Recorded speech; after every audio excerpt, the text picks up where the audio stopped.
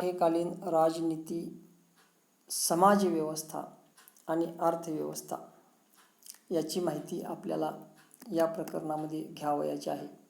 शिवाजीराजांचं सामान्य प्रशासन कशा प्रकारचं होतं तेही आपल्याला जाणून घ्यावयाचे आहे.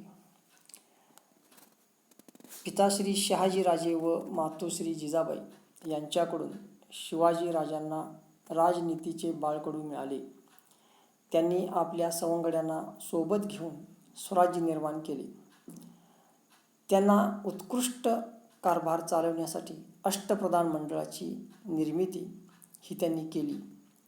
या अष्टप्रधान मंडळामध्ये प्रधान, अमात्य, सेनापती, सचिव, मंत्री, पंडितराव, सुमंत आणि न्यायाधीश या पदावर काम करणाऱ्या प्रधानाकडे त्यांनी स्वतंत्रपणे त्यांच्या खात्याचा कारभार हा सोपविला. राजांनी कल्याणकारी राजेशाही जपत राज्यकारभाराच्या सोयीसाठी अष्टप्रधानांच्या माध्यमातून काही प्रमाणात सत्तेचे विकेंद्रीकरण हे केले. सामान्य प्रशासन कशा प्रकारे या सामान्य प्रशासनाची सुरुवात झाली त्याची माहिती आपण घेऊ. महाराष्ट्रातील सुपे, पुणे, चाकण, इंदापूर ही शहाजीराजांची मूळ जहागीर होय. वडील शहाजीराजे व मातोश्री जिजाबाई यांच्याकडून बालशिवबास चांगल्या प्रकारचे शिक्षण हे मिळाले. शहाजीराजांनी शिवाजीराजांच्या शिक्षणाची उत्तम सोय ही केली होती. मातोश्री जिजाबाईंना दक्षिणेच्या राजकारणाची व राजनीतीची चांगली जाण ही होती. इस्लामी सत्ताधीशांकडून प्रजेवर होणारे अन्याय, अत्याचार त्यांनी अनुभवले होते. जिजाबाई ही शिवाजीराजांची मार्गदर्शक व संरक्षक देवता असलेली आपल्याला दिसून येते. राजा कालस्य कारणम याचा अर्थ राजा हा काळाचा प्रतिनिधी असतो. तो प्रजेचे संरक्षण करतो, प्रजेचे कल्याण करतो. शिवाजी महाराजांनी स्वराज्याच्या स्थापनेपाठीमागे महाभारतातील राजनीतीचा आदर्श घेतल्याचे आपल्याला दिसून येते. स्वराज्याची शपथ शिवाजीराजे बेंगलोरहून आपल्या मातोश्रीसोबत पुण्याच्या जहागिरीवरती दाखल झाले व जहागिरीचा राज्यकारभार पाहू लागले. मात्र त्यांच्या स्वतंत्र विचारसरणीला सुलतानांची वतनदारी खटकत होती. राजे आपल्या सवंगड्यांना बरोबर घेऊन पुण्याच्या नैऋत्येला असलेल्या रायरेश्वराच्या मंदिरात आले. राजे म्हणाले, सवंगड्यानो, तुमचे माझे आपल्या सर्वांचे ध्येय आता ठरले. आपल्या ध्येयासाठी आपण झटायचे, खपायचे, प्रसंगी प्राणही द्यायचे. ते ध्येय म्हणजे स्वराज्य स्थापन करणे हे होय. सन 1645 शिवाजीराजांनी वयाच्या अवघ्या 16व्या वर्षी आपल्या सवंगड्यांना बरोबर घेऊन रायरेश्वराच्या साक्षीने स्वराज्याच्या अनाभाका घेतल्या. सन 1646 तोरणा व राजगड हे किल्ले घेऊन राजांनी स्वराज्याची मुहूर्तमेढ रोवली. राजमुद्रेतून राज्यकारभाराप्रती जनतेस दिलेला विश्वास. शिवाजी महाराजांच्या स्वराज्याची राज्यकारभाराची ध्येय धोरणे सांगणारी राजमुद्रा याच काळात तयार झालेली आपल्याला दिसून येते. त्यांच्या पत्रानुसार सन 1646 पूर्वीच राजमुद्रा अंमलात आली असल्याचे दिसून येते. प्रतीपचंद्रलेखेव वर्धिष्णुर्विश्ववंदिता शाह सुनो शिवसैष्या मुद्रा भद्राय राजते. या राजमुद्रेचा अर्थ असा होतो, प्रतिपदेच्या चंद्रकलेप्रमाणे कलाकालाने वाढणारी व वर्धमान आणि वर्धिष्णू अशी ही विश्वाने वंदिलेली शहाजी पुत्र शिवाजी यांची ही मुद्रा सर्वांच्या कल्याणासाठी विलसत आहे. याच काळात हिंदवी स्वराज्याची राजबंधारणा ही झालेली आपल्याला दिसून येते. इतिहासकार वासी बेंद्रे यांनी हिंदवी स्वराज्याची राजबंधारणा स्पष्ट केली आहे. ते म्हणतात, शिवाजी महाराजांचे हिंदवी स्वराज्य केवळ महाराष्ट्रीयांकरता नव्हते. त्यात हिंदू धर्माची जोपासना करत स्थानिक हिंदूत धार्मिक व सामाजिक बाबतीत ऐक्य राखण्याचा प्रयत्न केला गेला. स्वराज्याचा आचारधर्म. या आचारधर्मामध्ये सर्व धर्मांना समानतेची वागणूक म्हणजेच धर्मनिरपेक्षता असलेली आपल्याला दिसून येते. त्याचबरोबर सर्वांना आपापल्या जीवन पद्धतीप्रमाणे आचरण करण्याचे स्वातंत्र्य देखील या ठिकाणी दिलेलं आपल्याला दिसून येतं. तसंच अध्ययन अध्यापन याचा जातीयतेशी संबंध हा ठेवला गेलेला नव्हता. नोकरीमध्ये सर्व धर्माच्या जाती जमातींना समान संधी दिलेली आपल्याला दिसून येते. तसंच एका धर्मातून दुसऱ्या धर्मात बाटविण्यास विरोध केला. तसंच बाटविलेल्याला पुन्हा धर्मात घेण्यास मान्यता दिली. स्त्रिया व मुले यांचे सर्व परिस्थितीत संरक्षण हे करण्यात आले. साधू संतांचा आदर हा केला जाऊ लागला. गुलामांच्या खरेदी विक्रीला आळा हा घालण्यात आला. लष्करी मोहिमात छावण्यात स्त्रियांना बंदी घालण्यात आली. खेडेगावांना बरीच स्वायत्तता व समानता असल्याचे आपल्याला दिसून येते. लष्कर सरकारच्या मालकीखाली होते. आरमारास बळकटी व व्यापारवाढ करण्यात आली. राज्य व्यवहाराला शिस्तबद्ध वळण यावेळेला लावण्यात आलेले आपल्याला दिसून येते. त्याचबरोबर मुलखाच्या लुटीत पाळावयाचे निर्बंध देखील या ठिकाणी तयार केलेले होते.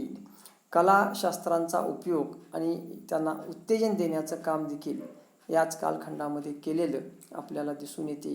राजपदास प्रजेची मान्यता ही शिवाजीराजांनी घेतलेली आपल्याला या ठिकाणी दिसून येते. आता या ठिकाणी स्वराज्याचा आचारधर्म हा आपण पाहिला.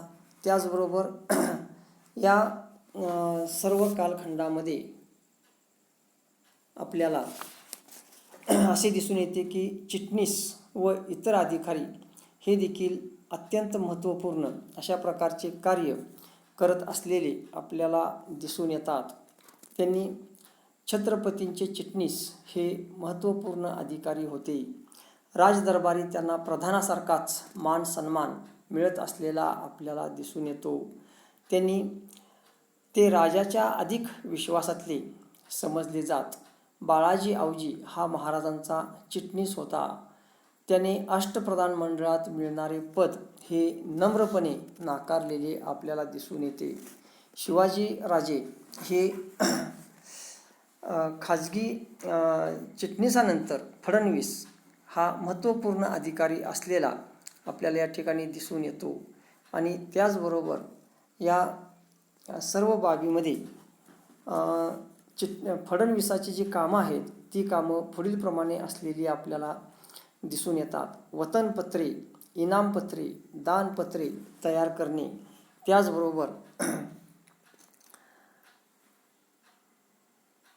परकीय सत्ताशी असलेलं जे कामकाज आहे ते सुमंत हा अधिकारी करत असलेला आपल्याला दिसून येतो. तसंच या अष्टप्रधानाबरोबरच पारसनीस या अधिकाऱ्याकडे मुघल बादशाह, मोगल वजीर, मोगल सरदार यांच्या अशा बड्या मंडळीशी करावयाचा पत्रव्यवहार हा सामील असलेला आपल्याला दिसून येतो. आणि अशाच पद्धतीनं या ठिकाणी स्वराज्यातील किल्लेदारांच्या पत्राला उत्तर देण्याचे काम दरबारी अधिकारी म्हणून गडवाई हा पार पाडत असलेला आपल्याला दिसून येतो. अशा प्रकारे राजाचा पत्रव्यवहार कामाच्या विभागणी केलेली होती.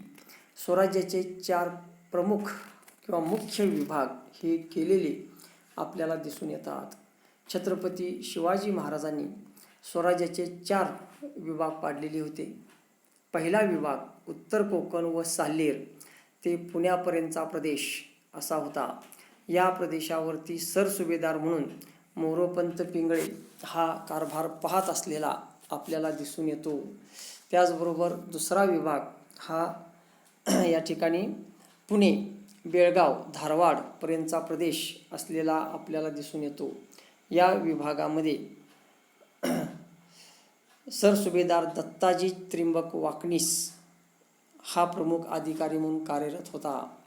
तिसरा जो विभाग आहे हा तिसरा विभाग या ठिकाणी कारवारपर्यंतची कोकण किनारपट्टी आणि या तिसऱ्या विभागामध्ये सरसुभेदार अण्णाजी दत्तो हा असलेला आपल्याला दिसून येतो. चौथा विभाग, या विभागामध्ये म्हैसूर व तमिळनाडू या प्रदेशांचा समावेश होता आणि या प्रदेशावरती सरसुभेदार म्हणून हरजी राजे महाडिक हे काम करत असलेले आपल्याला दिसून येतात. मुलकी कारभार व त्यावरील अधिकारी.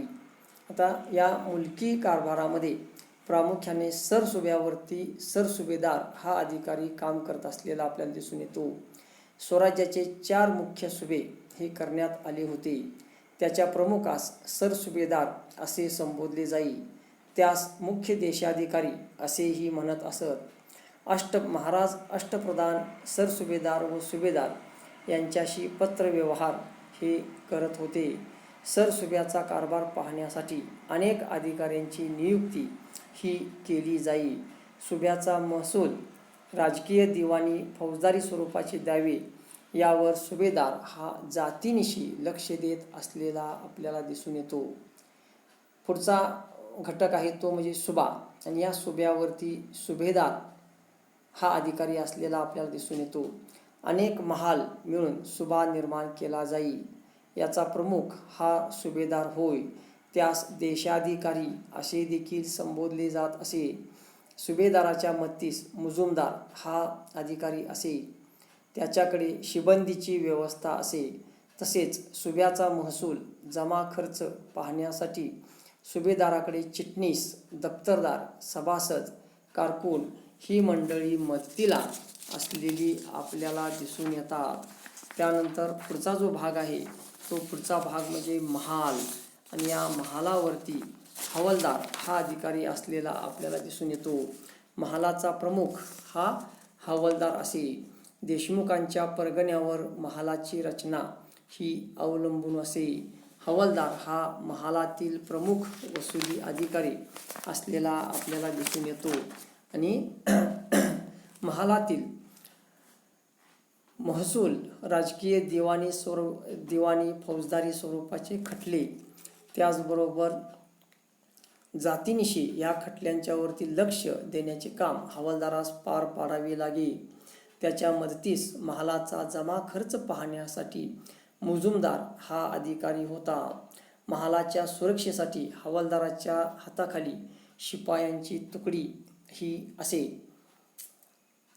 या तुकडीचा अंमलदार नायकवडी या नावाने ओळखला जाई. गावांच्या कारभारावर हवालदार लक्ष देत असे. मौजे खेडे या ठिकाणी पाटील आणि कुलकर्णी ही अधिकारी असलेली आपल्याला दिसून येतात. शिवकाळातील मौजे किंवा खेडे हा सर्वात लहान किंवा शेवटचा विभाग होय. गावचा कारभार पाटील व कुलकर्णी हे दोघे पाहत असलेले आपल्याला दिसून येतात. त्यांच्या मदतीस चौगुला व महार हे वतनी नोकर असत. या सर्व वतनदारावरती गावच्या संरक्षणाची व सरकारी वसुलीची जबाबदारी असे. गावावरती जर शत्रूचे हल्ले झाले तर गावच्या संरक्षणाची जबाबदारी ही त्यांना पार पाडावी लागे. गावावर आलेल्या शत्रूच्या धाडीमुळे रयत परागंदा होत असे.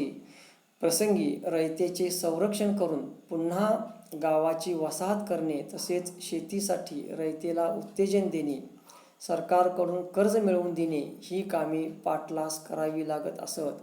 त्याच्या मदतीला महसूल गोळा करण्यासाठी कुलकर्णी हा असलेला आपल्याला या ठिकाणी दिसून येतो आणि अशा प्रकारे पाटील व कुलकर्णी हे 2 अधिकारी इतर अधिकाऱ्यांच्या मदतीने किंवा इतर सहकाऱ्यांच्या मदतीने गावचा कारभार पाहत असलेले आपल्याला दिसून येतात. अशा प्रकारे शिवकाळात सामान्य प्रशासन विभाग हा कार्यरत असलेला आपल्याला दिसून येतो.